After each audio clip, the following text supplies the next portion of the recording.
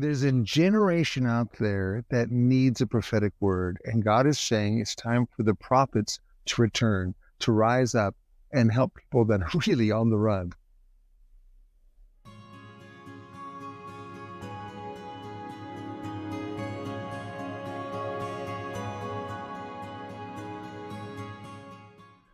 Hi, I'm Dr. Chuck Day. I'm going to share with you a message from 2 Samuel chapter 15. Now, in that chapter, what really is happening is David is fleeing Jerusalem, being pursued by his son Absalom, who has taken over the kingdom.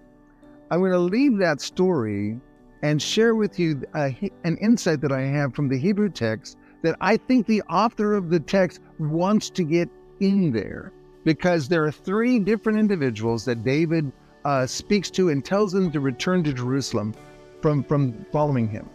And the author wants you to see that as a prophetic significance, because the first one is Ittai the Gittite, and this is in verse 19 where he calls him Golay. Now, Golay actually in the context means an exile, but the author wants you to see someone who reveals things. The significance of this is someone who reveals chesed ve'emet, the one who reveals grace and truth. The second one is Zadok the priest. Zadok is told to take the ark, and he's called a roeh. Now that's the Hebrew word that actually means seer. And in the context, David is looking at him as kind of a spy to see things that are happening and send him word.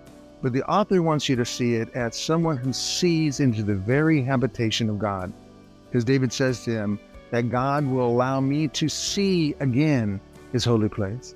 And so there are those who are people who reveal God's covenant. There are those who see into God's habitation. The third one is Hushai the Archite. And this is in verse 33. David calls him actually a burden. You're going to be a burden on me. That word burden is the word masah, which normally in prophetic writings is translated as oracle. So there was like a burden of the word of the Lord that comes to the prophet. And this is the point.